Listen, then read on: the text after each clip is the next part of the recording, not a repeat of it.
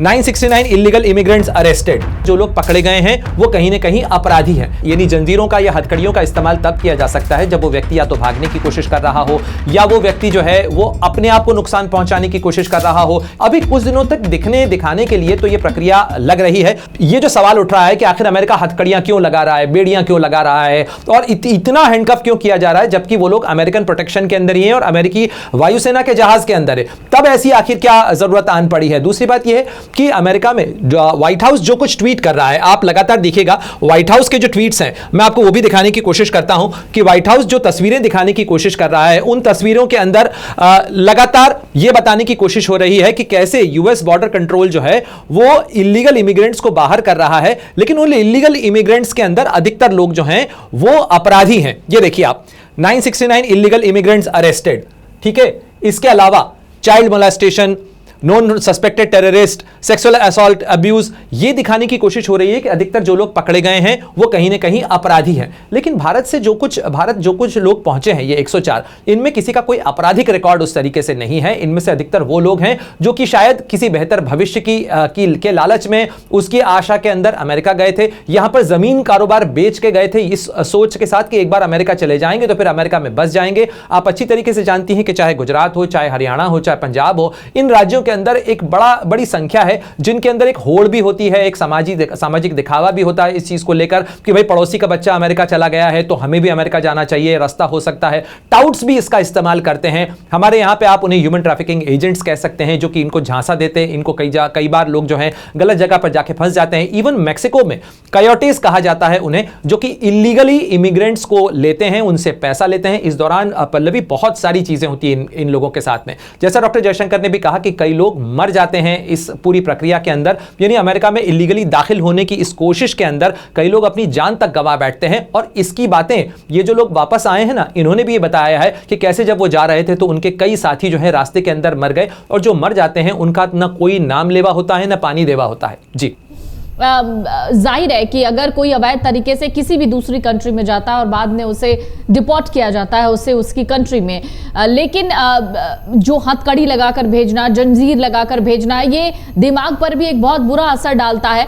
अब ये कहीं से भी सही नहीं है। तो क्या हम ये मान सकते हैं, जिस तरीके से सदन में भी आज एस जयशंकर ने जवाब दिया, उन्होंने भी कहा कि अमेरिका ने जो ये कार्रवाई की है वो नियम के तहत की है, तो क्या हम ये मान सकते हैं कि हथकड़ी लगाकर भेजना, जंजीर लगाकर भेजना और इस तरीके का जो व्यवहार किया गया उनके साथ, ये अमेरिका के अपने नियमों के हिसाब से है?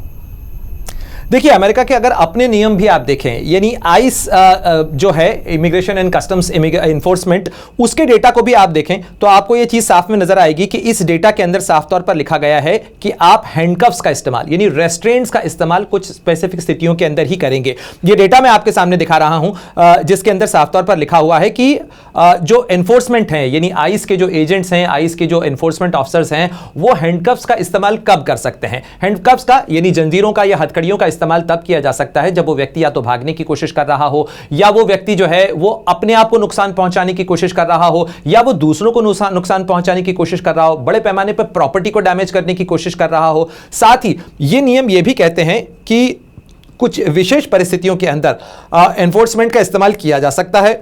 एनफोर्समेंट के जो नियम है उसके अंदर साफ तौर पर यह भी कहा गया है कि एनफोर्समेंट किस किस्म का होना चाहिए, हथकड़ी कैसी होनी चाहिए, उसके बाद उसको जो पैरों के अंदर जंजीरें लगाई जाएंगी वो क्यों लगाई जाएंगी, कैसी लगाई जाएंगी, डिपोर्टेशन सेंटर में यदि लाया जाता है, ये तमाम चीजें जो हैं वो इसके अंदर एनलिस्टेड हैं। इसमें बार नहीं है कि इनकार नहीं किया जा सकता, लेकिन स्थितियां और परिस्थितियां जो है निर्देशित की गई हैं कि किन स्थितियों और परिस्थितियों के अंदर किया जाएगा। अब आते हैं इस सवाल के ऊपर कि भाई अमेरिका में जो लोग इलीगली रह रहे हैं, खासतौर पर अगर हम इन भारतीयों की करें, जब ये पकड़े गए होंगे तो निश्चित रूप से वो इस चीज को स्वीकार कर चुके थे कि अब उनके लिए डिपोर्टेशन एक नियति है, डिपोर्ट उन्हें किया जाएगा, ना तो उन्होंने भागने की कोशिश की।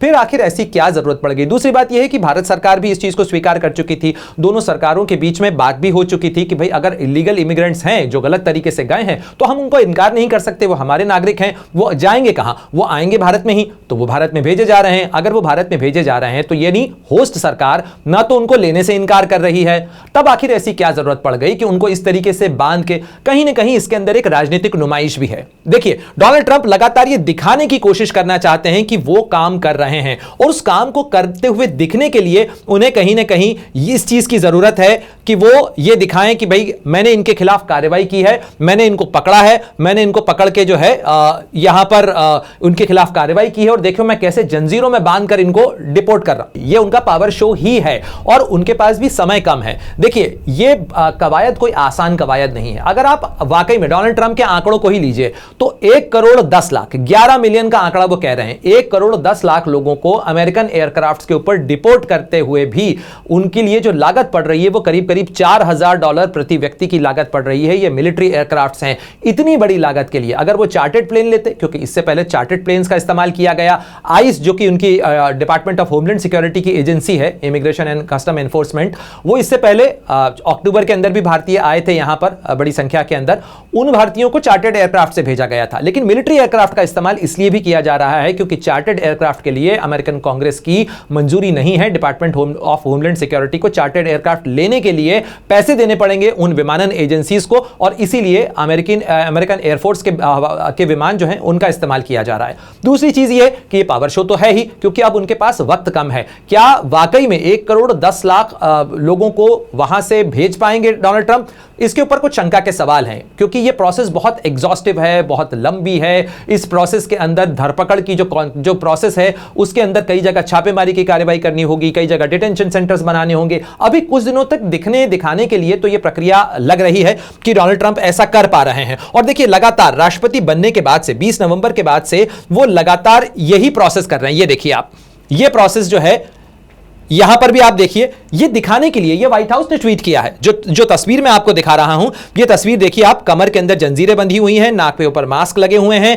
उस तरीके से पैरों के अंदर जंजीरें बंधी हुई हैं, और इस तरीके से ये भारत के लिए भेजी गई फ्लाइट नहीं है। ये फ्लाइट जो है ये एल सल्वाडोर के लिए भेजी गई फ्लाइट है। जैसे सवाल हमारे यहां उठ रहे हैं, उसी तरीके के इन तस्वीरों को लेकर सवाल ब्राजील के अंदर भी उठ रहे हैं, इस तरीके से जो है मेक्सिको के अंदर भी सवाल उठ रहे हैं। अमर उजाला जीवांजलि के सारथी की मदद लें और महाकुंभ में स्नान जरूर करें।